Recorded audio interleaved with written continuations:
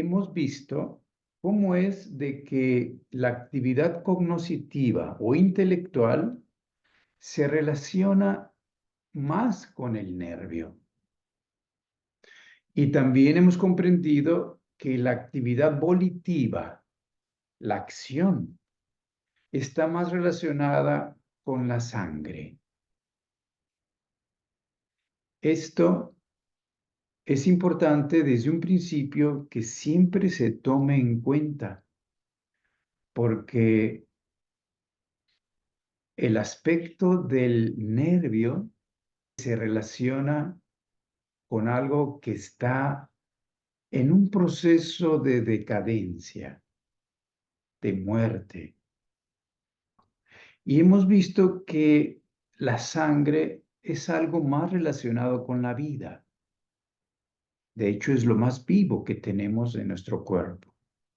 Y esto es una polaridad. Y también nos hemos dado cuenta de cómo es de que la actividad cognitiva se relaciona con la antipatía. Porque ahora debemos profundizar en esta cuestión donde está la actividad afectiva, el sentimiento.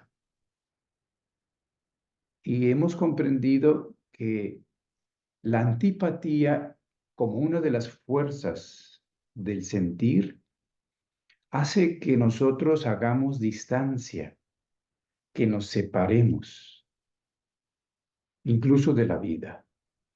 Y de allí comprendemos por qué el nervio está casi muerto.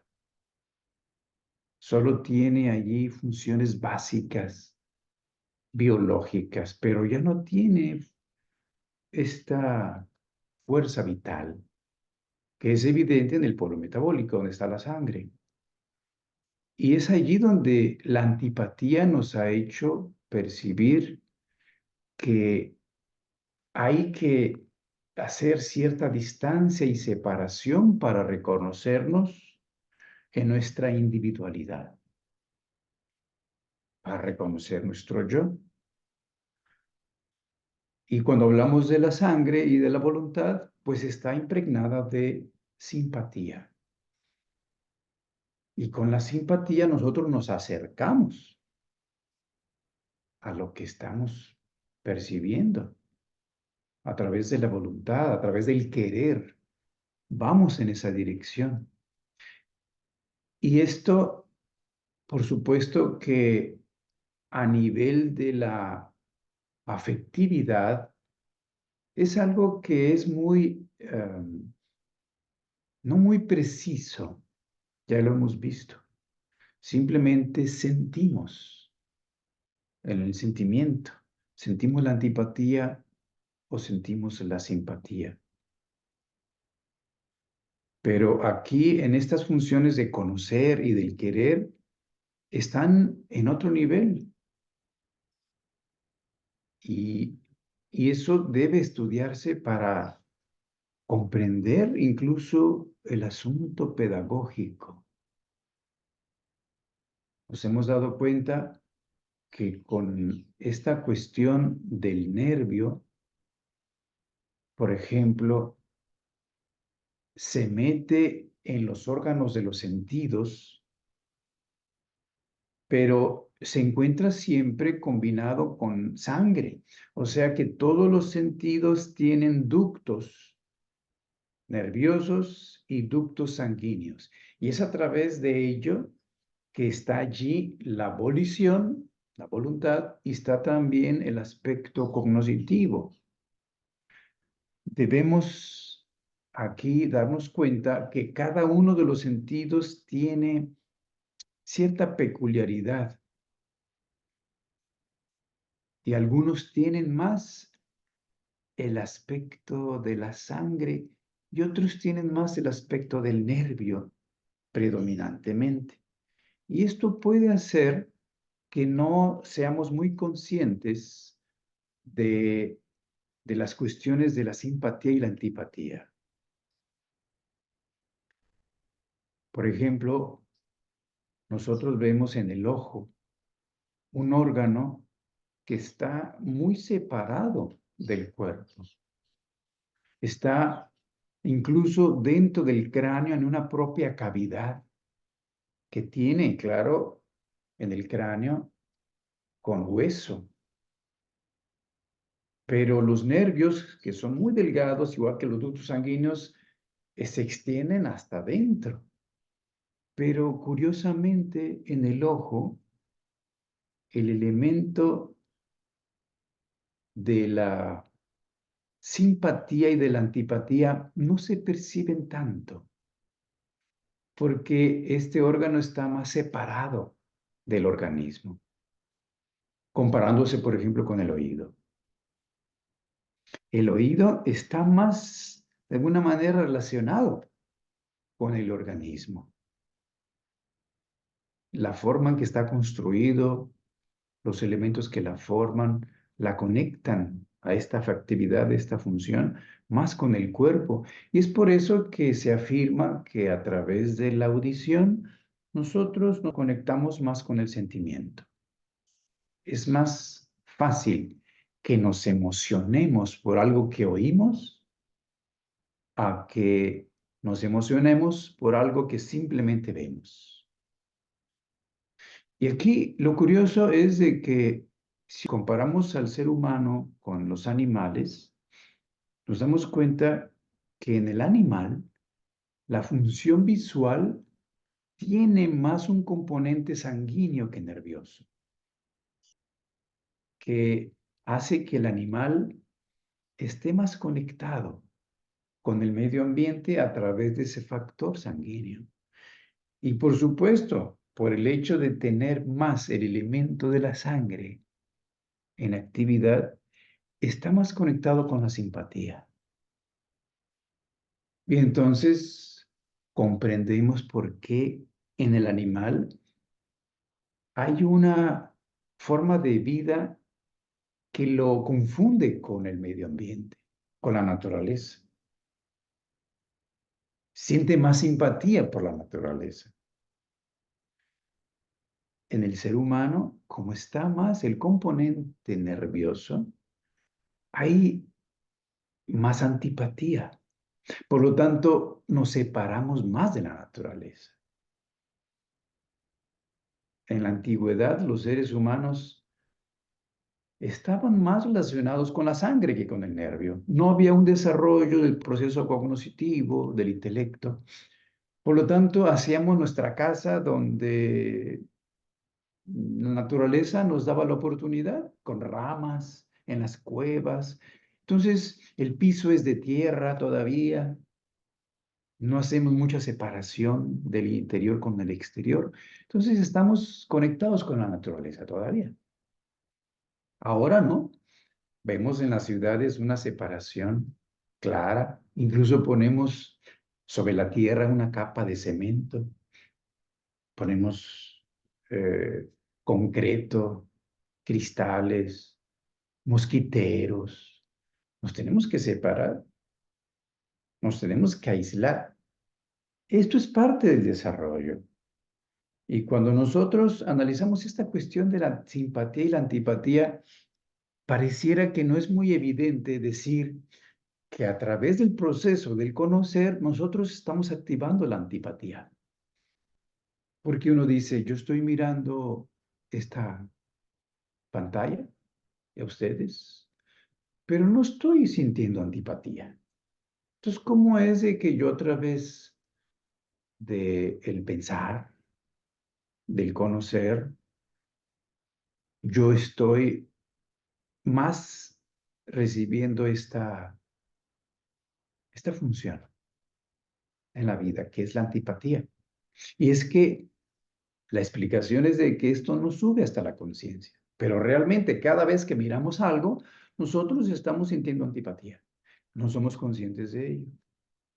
Se llega a decir incluso que si quitáramos el aspecto de la sangre, aspecto volitivo del ojo, quitáramos los ductos sanguíneos y solamente tuviéramos el nervio, nosotros sentiríamos asco donde la mirada se posara.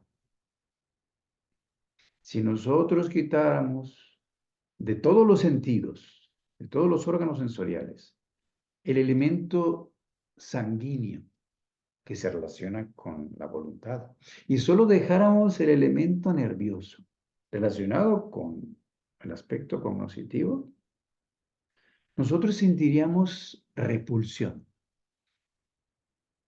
Esto es para comprender cómo es de que nosotros en la conciencia no nos damos cuenta que está participando siempre la simpatía y la antipatía en la percepción sensorial. Y que yéndose a los extremos se nos hace evidente. Y cómo es que en los animales el factor simpático es mucho más intenso que el antipático, por la necesidad que el ser humano tiene de su individualización, de separarse de todo. Entonces la antipatía juega un papel muy importante para lograr ello. Pero debemos comprender el papel que juega el sentimiento para hacer un equilibrio. Pero antes menciona Steiner cómo es que los niños, muy parecidos a los animales, en el sentido de que apenas está en proceso de madurez su sistema neurosensorial, el sistema nervioso, ellos están más conectados con la sangre, están más conectados con la voluntad. Ellos no han separado la voluntad del sentimiento y hemos visto que el sentimiento es voluntad gestándose y la voluntad es sentimiento ejecutado. Y cuando un niño siente algo, inmediatamente va a hacer algo, motivado por lo que siente. No hay separación, no hay manera de exigírselo. Hace lo que constantemente está sintiendo. Y en los adultos ya es posible que nosotros podamos hacer una separación porque está interviniendo el proceso cognitivo, el nervio. Entonces hacemos más distancia. Pero en el caso de los niños, vemos que ellos actúan más por instinto. Y es por eso que se afirma que, de hecho, las tres funciones, que es conocer, sentir y querer, están interactuando, se entremezclan. Podemos decir que en el proceso del conocer siempre está actuando algo de la voluntad y en el proceso del querer siempre está algo del proceso cognitivo. Por supuesto que aquí predomina en la cabeza el conocer, el pensar, y en la voluntad pues predomina la actividad volitiva. Pero también está ahí algo de la cognitiva y aquí algo de la volitiva. ¿Cómo es eso? Nosotros aquí, en el conocer, si queremos pensar sobre algo, cómo yo asocio las ideas, qué pensamientos escojo, qué conceptos asocio, qué ideas, la hilación que cada quien hace es diferente, ahí está interviniendo su voluntad. La voluntad de cada quien está actuando en la manera en que está pensando. No se puede separar porque ya somos seres humanos. En el caso de la voluntad, igual nosotros, en cada acto que hagamos, por el simple hecho de ser humanos, está interviniendo el proceso cognitivo. En unos más que en otros, claro. Pero siempre hay algo allí. Si no, seríamos animales. Sería demasiado sordo e instintivo nuestro actuar. No es así porque ya está el yo dentro, influyendo el animal, el cuerpo astral. Y es por eso que la voluntad está impregnada siempre de algo de el proceso cognitivo. Pero en los niños obviamente no está esto. De cierta manera, aquí se explica esto de cómo es de que la cuestión moral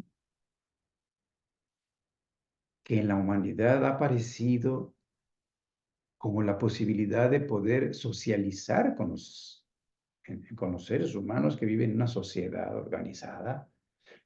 Nosotros no podemos dejarnos guiar por el instinto, haciendo lo que nos da placer, sino que tenemos que adaptarnos y aquí entra el factor ético, este componente moral que hace que no caigamos en la animalidad. El desarrollo de la humanidad llegaría con un sesgo hacia lo animal si no interviniera ese aspecto moral, porque está metiéndose el proceso cognitivo a la actividad, a la voluntad. Entonces regulamos los actos, los impulsos, y esto hace que nos adaptemos para, si tenemos mucho calor, cualquiera diría, estaría más cómodo si me quito la ropa, toda, porque no es agradable que te dé el aire donde hace mucho calor, claro. Pero no se puede en la sociedad así, en la ciudad, en las calles, y no tiene nada de malo. ¿Qué tiene de malo que yo me quite la ropa si tengo un calor? Pues nada, pero esto nos conectaría más con lo animal. Como estamos separados de la naturaleza, el animal no necesita traer ropa porque está más conectado y se confunde y ningún otro animal se afecta si está desnudo. De hecho, no existe esto de estar desnudo, pero los seres humanos, sí, aunque los niños también muy conectados con esto, pues tampoco comprenden por qué tienen que ponerse ropa. Ellos están más cómodos, si hace calor, pues están desnudos. Pero gradualmente, a cierta edad, nos damos cuenta de que tenemos que adaptarnos a ciertas conductas sociales. Y es aquí donde metemos el nervio, ¿no? Es aquí donde hacemos un equilibrio para no caer en este aspecto animal. Y por eso se dice que apareció el ascetismo, con esa cuestión moral. El carácter ascético apareció en la humanidad para refrenar lo animal, ¿no? Pero hay que entender lo ascético. Lo ascético es esto de reprimir los impulsos al extremo. Una persona con vida ascética, pues se aísla totalmente de lo que sería natural, instintivo. Y pues tampoco es necesario caer en los extremos. Pero en el caso del niño, hemos visto incluso que va a querer hacer lo que le da placer, lo que le es simpático, muy conectado con su sangre. Y nosotros debemos civilizarlo, debemos ayudarle a que se conduzcan esos impulsos con un sentido más humano, menos animal, que no tiene nada de malo, pero como ya no somos animales, pues tiene que entrar ese otro factor. Y es por eso que se ha eh, desarrollado en la educación lo artístico, porque a través de lo artístico nosotros hemos de percibir la belleza. Y aquí damos un paso más allá de lo animal, a través de la belleza y su percepción. Empieza a aparecer un gozo y un placer que ya no es del cuerpo simplemente. Ya no es que yo escucho algo bonito o lo veo y queda ahí en el cuerpo a través de la percepción. No, sino que interviene el sentimiento, interviene el alma y nosotros lo disfrutamos. Y entonces el arte permite que nosotros disfrutemos lo que hacemos, lo que vivimos, pero como humanos, no como animales simplemente. Porque en lo animal, pues la comida es sabrosa y eso a nivel instintivo pues, produce placer, igualmente el sexo y cualquier otra actividad en donde el cuerpo nos prepare ese sentimiento placentero.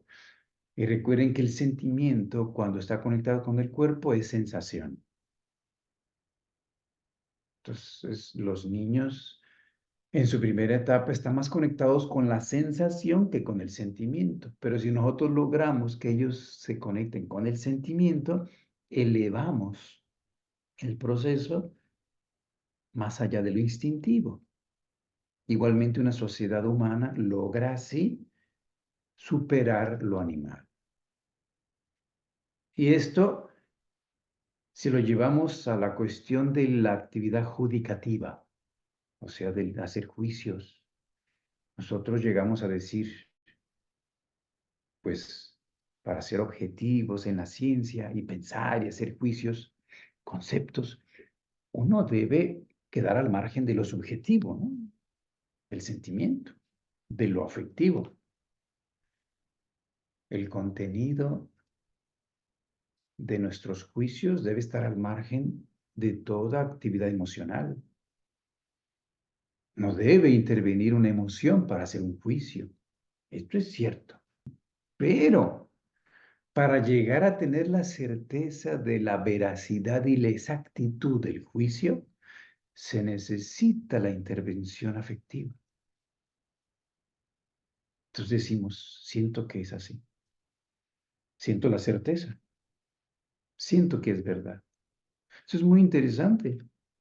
Hemos hablado de que nosotros podemos tener objetivamente, fríamente, a través del nervio, un conocimiento. Pero este conocimiento todavía no está conectado con nuestra alma, si no lo sentimos. Y es aquí donde hablamos de que a los niños, antes de que aparezca un concepto frío, una definición, esta manera de pensar a través del análisis, que está más en relación con el nervio y que es más frío. Antes de eso, tenemos que llegarle no a través de la cabeza para que conozca, sino a través del sentimiento, a través de la emoción, a través del entusiasmo. Porque como el niño está más conectado con la voluntad y allí también está actuando la simpatía y la antipatía, debemos entender que tiene más preponderancia la simpatía que la antipatía en los niños. Y es a través de esto que estamos haciendo llegar, a través del sentimiento, en donde el entusiasmo puede hacer que se sienta más la simpatía en la voluntad. Porque nos entusiasma algo, sentimos amor por ello y devoción. Y entonces aparece en la conciencia la simpatía. Si tenemos que hacer algo porque tenemos que hacerlo, porque la vida a veces nos obliga, tenemos que hacer ciertas cosas porque es nuestra obligación, pues a veces tenemos que cumplir con un montón de cosas administrativas, cuestiones aburridas, ¿no? Pero tenemos que hacerlas. Nos es antipático porque no sentimos amor por ello. Pero cuando nos gusta, cuando está el amor, se intensifica, se va al extremo, como hablamos de los sentidos también. Entonces aparece esto de la simpatía muy clara. Es muy claro que a través del entusiasmo nosotros hacemos aparecer más el factor del calor. Acuérdense que la palabra entusiasmo se relaciona lingüísticamente con una cuestión espiritual muy profunda, concebida como Dios. La palabra enteos viene de estar en Dios, enteos, o sentirse endiosado. Y la relación con la voluntad está directa porque ese calor que nos llega a través del entusiasmo, pues se relaciona con la sangre. Así como lo nervioso es frialdad, lo sanguíneo es caliente. Entonces, cuando sentimos entusiasmo, nos da más calor. Eso es una realidad, que cuando los niños están entusiasmados haciendo algo, no sienten frío y pueden estar en temperaturas muy bajas, la mamá hasta se preocupa y le quiere poner el suéter y lo abrigarlo, y el niño no tiene frío, porque cuando está jugando lo está haciendo con mucho entusiasmo, y el entusiasmo le hace generar calor, pero no directamente de un proceso de combustión corporal, sino de algo espiritual que le llega inconscientemente, porque está con todo su amor y su devoción en lo que está haciendo. Está entusiasmado. Y un adulto también lo puede sentir y puede vivir. Cuando está entusiasmado, aumenta la temperatura y se siente el calor. Por supuesto, a través de la sangre, pero no viene por un proceso de combustión de glucosa, corporalmente hablando, sino desde un aspecto muy profundo conectado con la sangre, donde está la voluntad humana, conectada con lo espiritual. Recuerden que la sangre se conecta más con lo espiritual y el nervio más con lo terrestre. La voluntad y la sangre se relacionan más con la vida y el nervio se relaciona más con la muerte. Estas cuestiones de simpatía y antipatía aquí se hacen pues muy evidentes, donde entendemos cómo es de que esto se está dando constantemente porque la sangre y el nervio siempre están conectados. Donde se hace una conexión de nervio con la sangre, allí aparece el aspecto simpático y antipático que llega a la conciencia. En los extremos no llega a la conciencia. Si solo domina la cuestión de la sangre o domina la cuestión del nervio, tienen que estar abajo de la conciencia, porque si no, sentiríamos demasiada repulsión o demasiada atracción en estas funciones. Pero en medio están siempre haciéndonos conciencia de que nos gusta algo, nos atrae, nos hace que vayamos hacia él y nos una, o bien sentimos antipatía y nos separamos y sentimos distancia.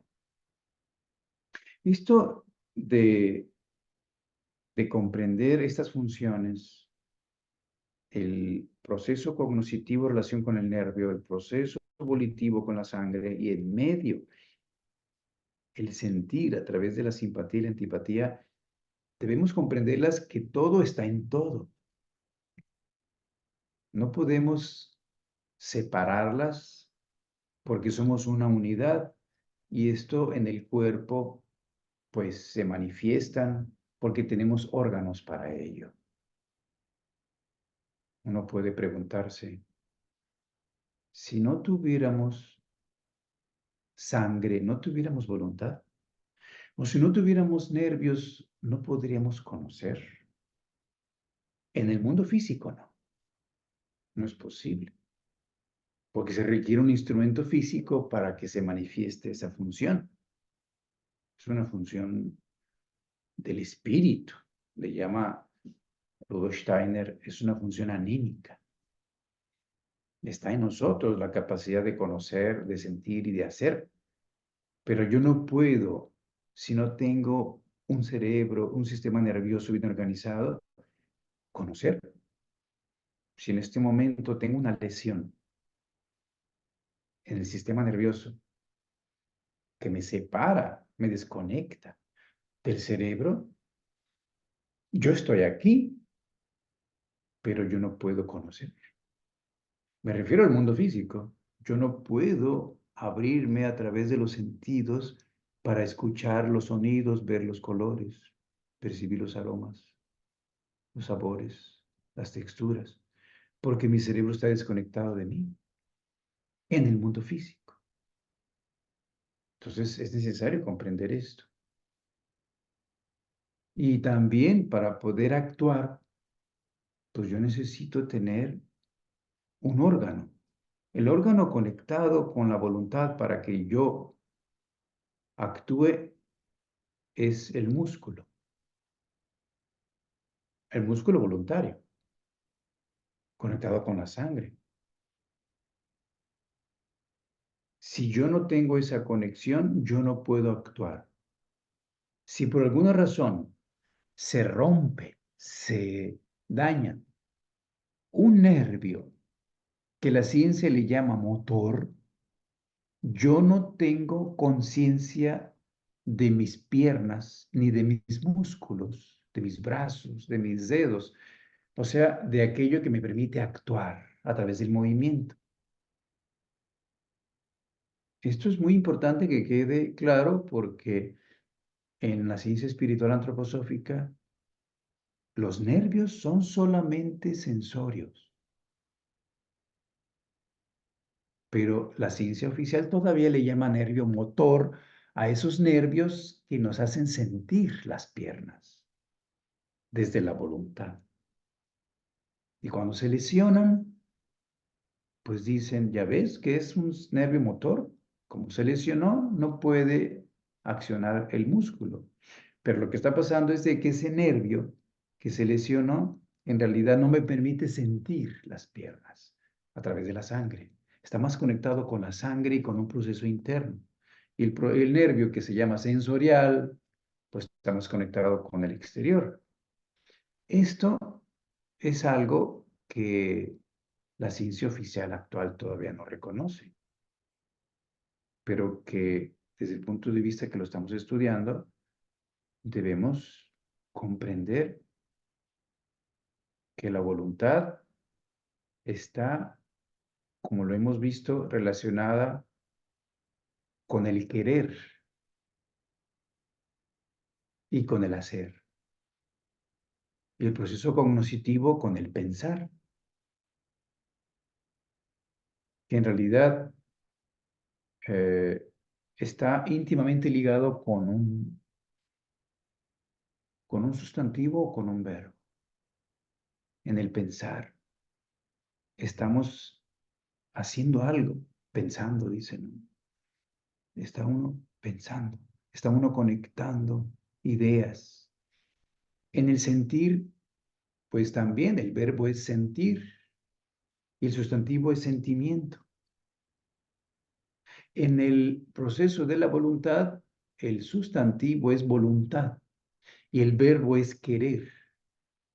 Y es aquí donde puede haber una separación mayor que en los anteriores, en el pensamiento y en el sentimiento, porque en el querer yo digo, yo quiero hacer algo, pero si no están conectados mis músculos con mi voluntad, yo no puedo hacer mi querer evidente en un movimiento, en los hechos.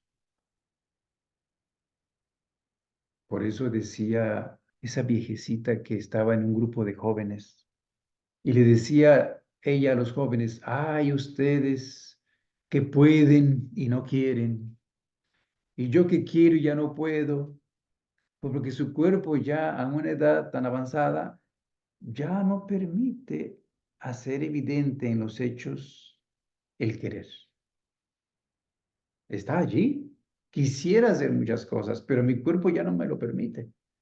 Pero está la voluntad allí, pero no se puede manifestar si el cuerpo no está en condiciones, lo cual en los niños está al máximo. En los niños su querer no está conectado con el conocer, por lo tanto actúan más desde lo instintivo, desde el impulso. Y en el adulto mayor, más bien su querer está influido desde la conciencia, desde el conocer. Pero como su cuerpo ya está en deterioro y cada vez menos vitalidad tiene, ya no puede moverse tanto, tan fácilmente. Entonces estamos llegando a los extremos. En cierta manera, los extremos de la antipatía y de la simpatía. Una persona que llega a la edad adulta mayor, predomina más la antipatía. Por eso es de que un viejecito, cuando su cuerpo ya no le responde y siente tanta limitación, ya no quiere la vida, ya no quiere vivir más, dice, es que ya no tiene sentido, ya no es vida, mi vida, ya me quiero ir. La antipatía llega a un extremo. Está el proceso de la conciencia al extremo, el nervio. Ya la sangre ya no quiere placeres, ya no quiere moverse, viajar, hacer. Ya, ya vivió. Y entonces, más bien se la pasa muy quieto, más dentro, en la conciencia, en el pensamiento. Y en el extremo, pues ya no quiere vivir, ¿no? Esto es una realidad que estamos viviendo, ¿no? El niño está en el otro extremo. Está en el extremo de la vida, de la sangre. Y un joven, pues claro, conectado con el placer por la adolescencia, más todavía conectado con lo animal. En el niño es inconsciente lo animal, es instintivo. Debemos conducirlo a través del arte para que goce humanamente la belleza y se mantenga en el plano de lo humano. En el caso del adolescente, interviene lo instintivo conscientemente, porque entonces percibe que puede buscar el placer por el placer. Y actualmente nos damos cuenta que los seres humanos pueden, debido a esto, dejarse llevar solamente por sus impulsos instintivos, por la simpatía, por el placer mismo. Pues vivir y sienten que la vida no es vida si no sienten placer. Y entonces el sesgo hacia la animalidad se hace más evidente. Y de allí la necesidad que menciona de lo ético, lo moral, para que el ser humano le introduzca el aspecto de la conciencia, del pensar, del nervio, de que hay que frenar ciertos impulsos que no puedes dejar así nada más libremente. Entonces, todo esto de darnos cuenta y comprender las relaciones del nervio y la sangre con la antipatía y la simpatía, con el conocer y con la voluntad, conectados con el proceso pedagógico. Debemos entender que en el ojo domina un poquito más la antipatía y en el oído más la simpatía, de tal manera que si a un niño yo le quiero hacer llegar un conocimiento, no le debo llegar más por el ojo, por la pantalla, por las imágenes, por una película, por un cuento expuesto por Walt Disney, bien, que son bonitos. Pero para un niño no es lo más adecuado. Lo que debo hacerle es llegar por el oído, a través de imágenes, porque se conecta más con la sangre. Entonces el niño incluso puede cerrar los ojos, por eso es que cuando se va a dormir, la conveniencia de contar un cuento. No importa que vea nada, porque incluso puedes apagar la luz y estar ahí con el niño y le cuentas el cuento. No importa, porque él en realidad sí ve, pero por dentro, a través de la imaginación, y entonces él empieza a hacer su propia película y sus imágenes están tan vivas en el pensamiento y solo estoy activando el oído. Qué interesante que la psicología llegue a entender que si queremos impregnar el alma a través de la imaginación y a través del sentimiento, pues debe ser más con el oído que con la vista. Esto actualmente es evidente porque sabemos que se abusa de querer dar, transmitir el conocimiento en la educación por lo visual, cuando en una edad infantil es más importante el oído. Hablando en este caso de transmitir un conocimiento que no se puede directamente a través de la cabeza, del intelecto, tiene que entrar a través del sentimiento y de la voluntad, a través del juego, a través del movimiento artístico y rítmico, armonioso, de la música, en donde se repiten ciertas palabras, ciertas rondas, y entonces a través de ello el niño aprende.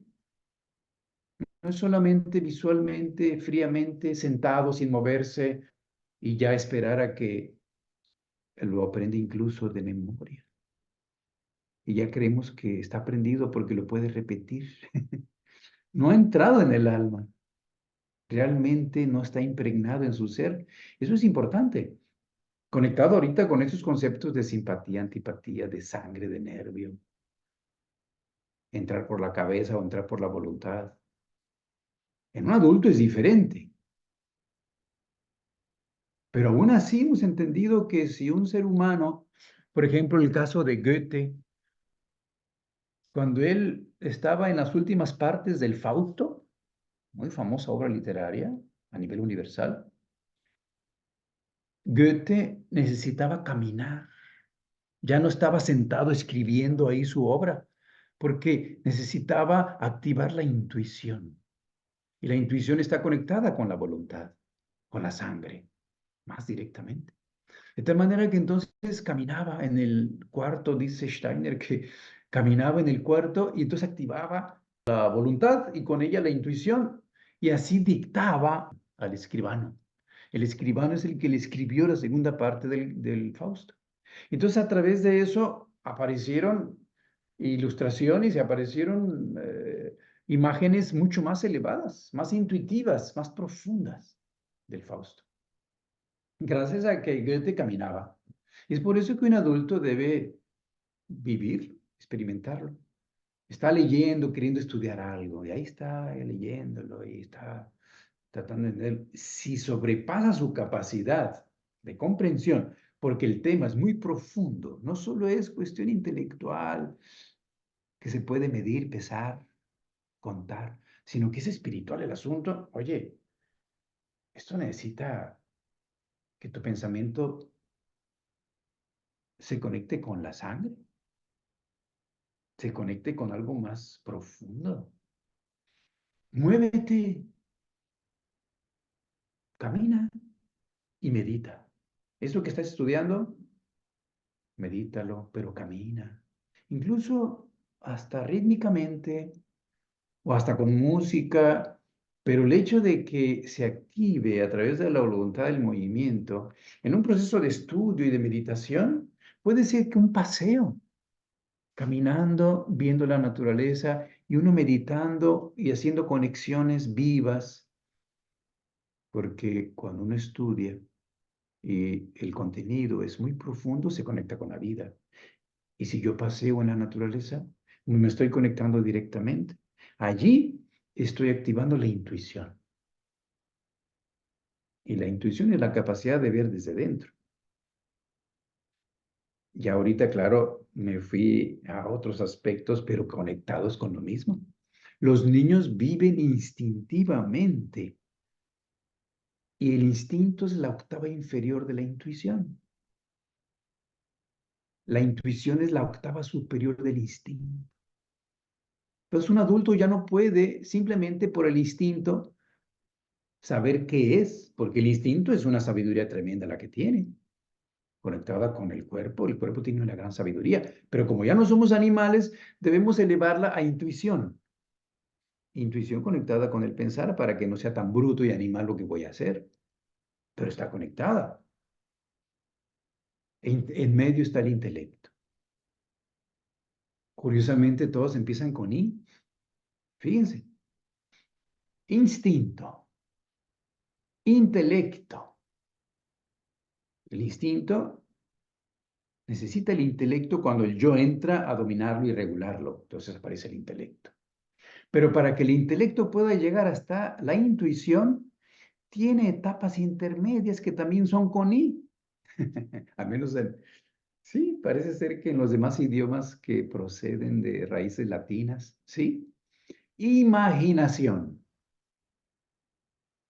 El intelecto conectado con el cerebro y con el nervio está muy limitado. Pero si queremos que vaya más allá, imagina.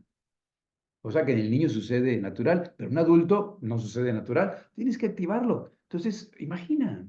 Entonces, con la imaginación, el, la función cognitiva se amplía. Se conecta con más áreas internas y con la fantasía creadora, claro. Pero además, si añadimos la inspiración, que también comienza con I, Aquí en la cabeza, más conectado a la imaginación. Claro que imaginamos con la cabeza, claro. Imagina, está aquí. Pero ya no estamos atados al cerebro, al nervio solamente, a la antipatía, sino que le metemos un poquito más de simpatía, ¿no? Pues imagina, entra en actividad la fantasía creadora. Así es como se inventaron todos los aparatos y todas las máquinas y todo el confort de la humanidad. El conocimiento humano dio un paso adelante a través de la imaginación. Más allá, cuando percibimos la belleza del universo, de la naturaleza, sentimos inspiración. Entonces ya pasamos de la imaginación al sentimiento aquí. El sentimiento tiene su sede en el pecho, más profundo en el alma. Nos inspiramos. El conocimiento se amplía a través de la inspiración. El arte, si no incluye la inspiración, pues no expresa toda su belleza. Nos estamos conectando. Y más allá, cuando vemos profundamente desde dentro una verdad, conectamos con la voluntad acá abajo y aparece la intuición. Se fija en la conexión del intelecto con la intuición, teniendo intermediarios la imaginación y la inspiración. Y en el niño, estando más en el instinto, no debemos a través del intelecto llegar a la intuición porque no tiene maduro el sistema neurosensorial. Esta descripción que acabo de hacer la hice así porque somos adultos y estamos aprendiendo algo. Necesitamos usar la cabeza. Pero cuando estamos este conocimiento conectando con la imaginación, la inspiración, si nos inspira el conocimiento, oye, estás muy inspirado. ¿Por qué? Pues no sé, porque parece que estás haciendo una expresión de este conocimiento conectado con todo, pues está entrando la imaginación, pero la inspiración hace que llegue a percibirse que hay allí calorcito, que se siente, el conocimiento se siente, no es solo frío. Cuando el conocimiento se siente, se aviva, y entonces se hace propio. Ya no es una cosa solo en la memoria que se repitió porque ahí está en el libro, ¿no? O lo leímos por allá o lo escuchamos, sino lo haces propio. Entonces ya puedes hablar de esto con tus propias palabras. Es un conocimiento vivo, conectado con el corazón. Esto es muy interesante. El adulto lo tiene que hacer. El niño lo vive, los tiene conectados directamente, en un proceso más inconsciente. Pero debemos saber que debe entrar a través del sentimiento.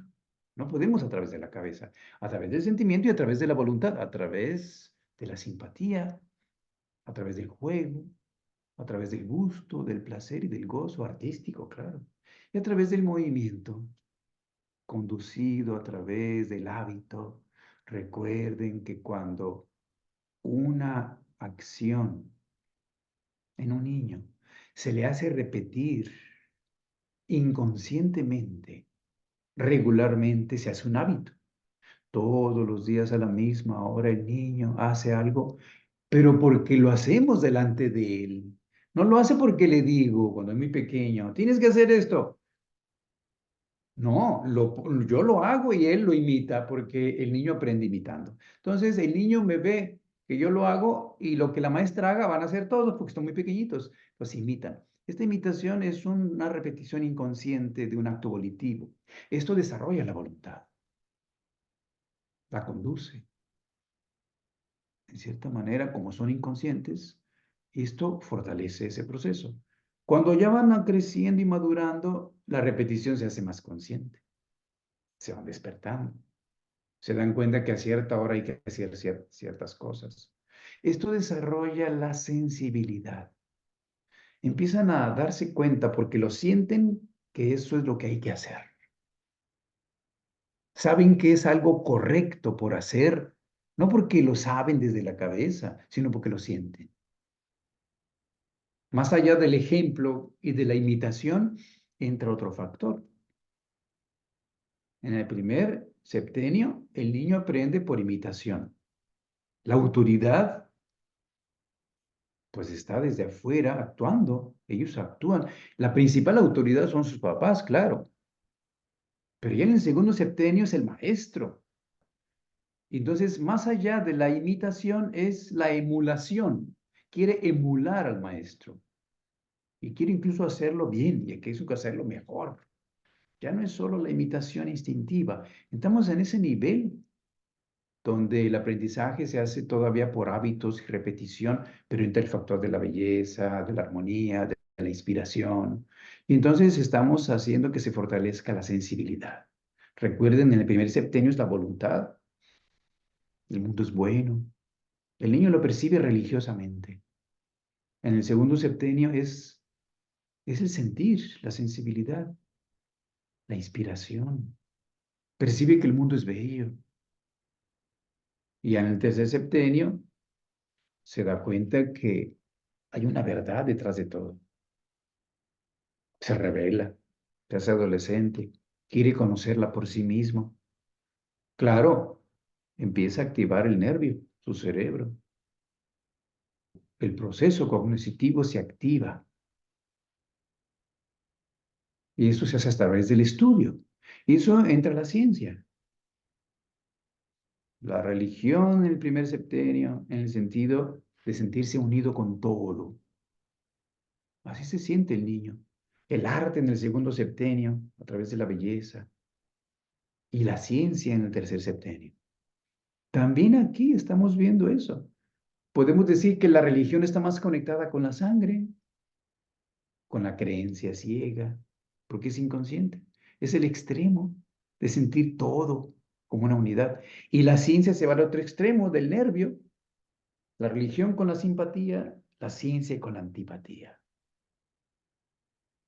Los extremos, porque la ciencia quiere conocer los detalles de todo. Entonces va hacia el punto. La religión conoce la periferia, el círculo, conoce todo. Pero más que conocerlo, lo percibe casi instintivamente e intuitivamente la unidad del todo, pero no la conoce. Y la ciencia la quiere conocer, entonces conoce todo, pero se tiene que aislar y separar, y al fin de cuentas niega incluso todo. Solamente considera que existe algo porque lo comprueba, lo percibe, lo mide, lo cuenta, lo pesa, y se aísla. Entonces vemos los extremos, el punto, la ciencia, la periferia, la religión. Y estamos en un proceso de hacer un equilibrio llamado ciencia espiritual. Y este es el estudio de la antroposofía. Y bueno,